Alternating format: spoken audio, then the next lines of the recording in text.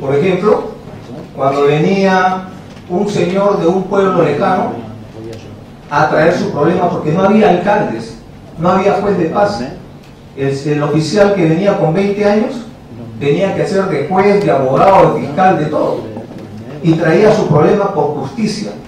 ¿Y cuál era su problema? Su problema era que de repente el ganado de su vecino se había metido a su chacra y se había comido sus sembríos, y él quería justicia. Pero para el oficial eso implicaba sacar una patrulla con el riesgo de que le pase algo a esa patrulla. Entonces no le atendía al señor. El señor después hacía dos cosas: de repente ya no venía y simplemente se quejaba a Sendero Luminoso, y él sí administraba justicia. O bien regresaba y mentía, faltaba la verdad y decía: mi vecino es terrorista. Y entonces ahí sí obligaba a la fuerza del orden a salir, pero no era eso. Entonces me di cuenta ya desde esa época que el Estado como que le daba ese mal de altura que se llama soroche, y no pasaba de Morococha, de Ticle, no pasaba para adentro, se regresaba a Lima, se regresaba a la costa, y esa gente estaba abandonada por el Estado, o que el Estado era un Estado privatizado a intereses particulares, a intereses de minorías, y que había estafado a la población. Es así que nace mi visión nacionalista, y cuando las circunstancias del destino me ponen ante la situación, la disyuntiva de tomar una decisión, si entrar a la política o no, entro y fundo con un grupo de compatriotas el Partido Nacionalista Peruano. Y el Partido Nacionalista, que quede bien claro, no es o no tiene ninguna relación con esos movimientos nacionalistas que llevaron a guerras mundiales en Europa. Esos proyectos nacionalistas del primer mundo no es lo que significa un proyecto nacionalista del tercer mundo. Un proyecto nacionalista del tercer mundo significa la consolidación de un Estado nacional. Y por eso señalamos que la principal contradicción en el mundo ya no es, o por lo menos en Sudamérica, en los países subdesarrollados, ya no es la tradicional confrontación entre izquierda y derecha.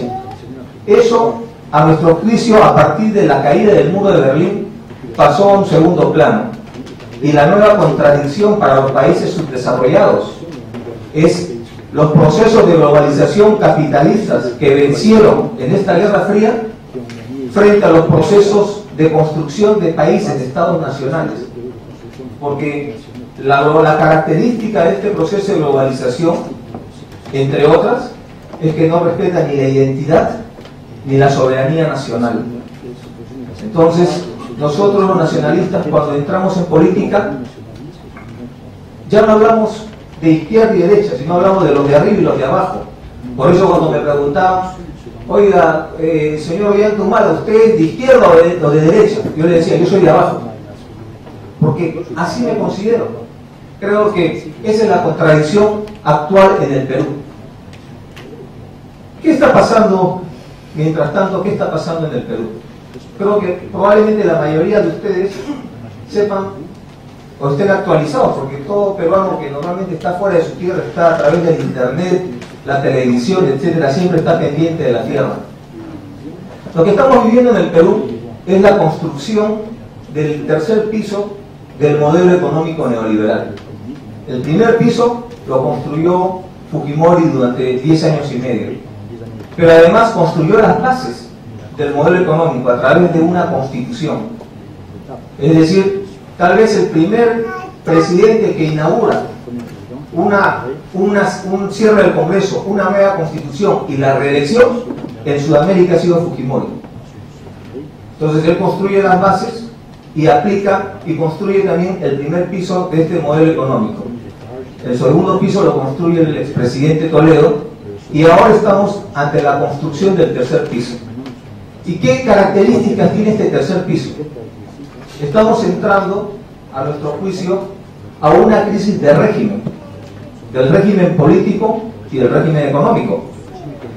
Es más profundo que una crisis de gabinete. Una crisis de gabinete se soluciona con un cambio de gabinete. Es decir, si el problema simplemente es el acto de corrupción de los petroaudios, entonces se soluciona esto con un cambio de gabinete. O si lo que ha pasado en Bagua fuera nada más una isla en la realidad del país, bueno, este cambio de gabinete debiera solucionar este tema. Pero considero que es algo más profundo. Considero que más allá del cambio de nombres en los ministerios, es la construcción de una alternativa a lo que estamos viviendo. ¿Y por qué? Porque ahora estamos viendo cómo se ha fracturado el sistema de representatividad en el país. La Constitución establece que el Perú es una república democrática de características representativas, es decir, la democracia no es directa, sino los electores, los ciudadanos organizadamente nombran representantes a través del voto universal y secreto. Pero la población de Chumbivilcas, por ejemplo, ya no cree en sus representantes, no cree en su alcalde, no cree en su presidente regional, no cree en su congresista o su diputado. Y por lo tanto, para solucionar sus problemas, establece un mecanismo directo, que venga el primer ministro a Chumbivilcas a solucionar su pliego de reclamos. Y para que venga, para obligarlo a que venga, hay que tomar una carretera o hay que tomar un puente. Lo mismo está sucediendo en diversos puntos del país. Por eso es que hasta ahora, en lo que va de este gobierno, hay más de 35 mesas de diálogo. Y cada mesa de diálogo es una mesa desarticulada de la otra. Lo que pide Chumbivilcas no es lo mismo que lo que pide Andahuaylas. Y lo que pide Andahuaylas no necesariamente es lo mismo que lo que pide Bagua. Entonces, frente a esta situación, lo que necesitamos ahora es la construcción de una nueva alternativa económica y de una democracia que solucione no solamente el problema de los de arriba, sino también el problema de los de abajo. Entonces, en esas condiciones, el nacionalismo surge como una fuerza de cambio. Si ustedes recuerdan nuestra campaña del último proceso electoral, fue una campaña de un discurso, una propuesta diferente a lo que planteaban el resto de partidos políticos. Nosotros planteábamos lo que se llama la refundación de la República, porque necesitamos, por ejemplo, una nueva constitución. ¿Y qué es la constitución? Bueno, los tratadistas constitucionales tienen muchos conceptos de lo que es una constitución, pero en palabras simples la constitución es la repartición del poder. En la casa de cada uno hay una constitución no escrita. La constitución en la casa de cada uno es que los hijos obedecen a los padres. Y ese contrato social no está escrito. Los hijos obedecen a los padres porque están convencidos, confían en que sus padres quieren lo mejor para ellos. Bueno, igual debiera ser en el Perú. En un